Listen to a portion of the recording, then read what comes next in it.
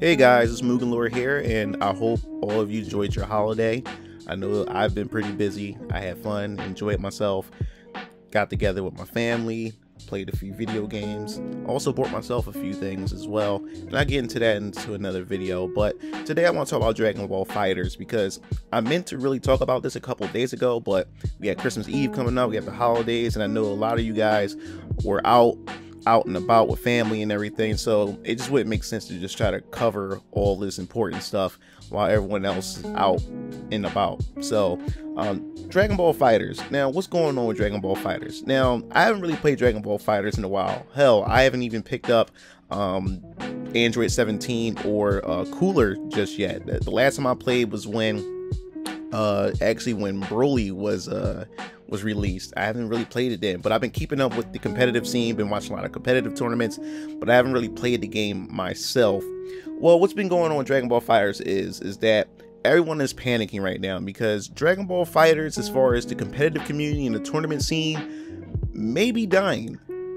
Just recently at Evo Japan, they announced a few titles that's going to be at Evo Japan, and Dragon Ball FighterZ wasn't on there. And not just that, a few tournament organizers were trying to get Dragon Ball FighterZ to appear at their tournament circuits, and they've been denied, and they don't know why and what's been going on. And it's really strange, is because it's not like that Dragon Ball FighterZ itself is dying, because it's a pretty healthy community and it's very active and everyone's playing it every day, and this is one of the most successful anime licensed fighters ever created on a competitive level. I'm talking about the competitive scene, and everyone from all over is really enjoying this title, and the game is well and about, is really strong and is still growing strong. Everyone, like, every time there's a new patch with new updates and character changes, everyone in the community is very active about it, discovering new combos and reconstructing tier lists and everything. And it's just sad as how a game as healthy as this could potentially just vaporize, could just die, just instantly be killed off. So why is that? What's going on? Now, there's a lot of talks that it may be some licensing issues going on between, I guess you could say, Toei Animation and Bandai Namco, but a lot of people's pointing the finger at Toei Animation. Well, there was recently from an article from DualShockers and also Forbes. There's really no, I guess you could say, direct source to who's responsible for not allowing these tournament circuits to pretty much host Dragon Ball FighterZ. Now, everyone's, like I said before, is pointing at Toei Animation, but Toei Animation more so own the rights to the cartoon, like the anime itself, the animation rights. But we also got to look at Shueisha. Shueisha, I think, is the primary holder of Dragon Ball, of the Dragon Ball franchise, period. Maybe Shueisha may be behind it and want a piece of the pie, a piece of the cut. And there's also some rumors going around saying that Shueisha or Toei Animation may want a $25,000 license fee in order to be able to pretty much host it at tournament circuits. But this is all alleged information. There's no solid information on that, whether or not, but no one knows what's going on. And that's pretty much the issue when it comes to anime licensed property. And I think this is also the reason why Sakurai don't want any anime characters in Super Smash Brothers, because of situations like this, because they are when it comes to anime license, they're very expensive, and the companies that own the rights to these characters are very picky, very touchy about wanting to protect the image of their characters. And I'm starting to wonder whether this is the reason why Arc Systems is pretty much moving on to Granblue, and they announced and showed off a teaser trailer for that game, Granblue Versus.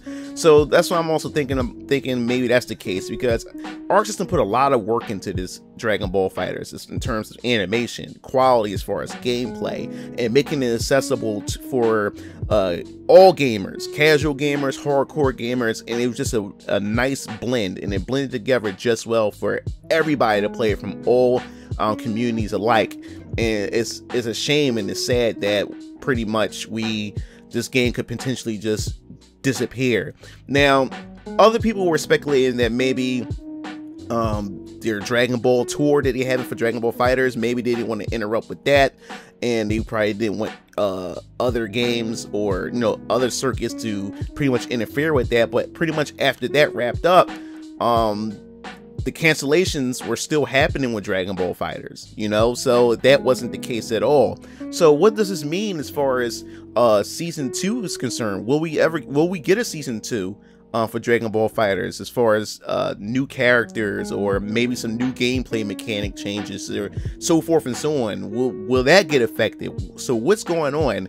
And I feel sorry for a lot of the competitive players out there who pretty much was making a living, or off of their their earnings for winning tournaments and everything, and other players who end up liking the game and wanted to get into the competitive community with Dragon Ball FighterZ. This was their entryway because Dragon Ball FighterZ has that appeal to it. Dragon Ball characters, Dragon Ball franchise has that appeal, and this is the way to bring people into that esports and that competitive environment. And now it's just being taken away, and you already see that some competitive players are already moving on to other fighters, since no one knows what's happening. Like, there's nothing, like there's no information, there's nothing for people to go off to be I guess you could say sure or validated to keep playing the game on a competitive level in order to earn money. They make a living off of it. So I really feel sorry for them, and just for a great game like Dragon Ball FighterZ is just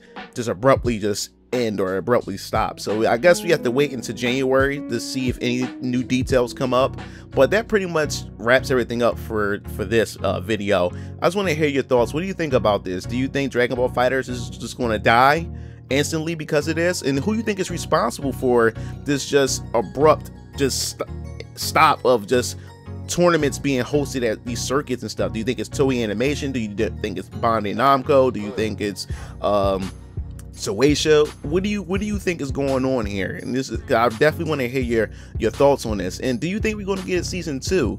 And if we are going to get a season 2, what characters would you love to see in season 2? So that wraps everything up. If you like this video, please make sure you pass it around, because this definitely helps my YouTube channel out, and it also helps me in the YouTube algorithm for me to be suggested to check out the video.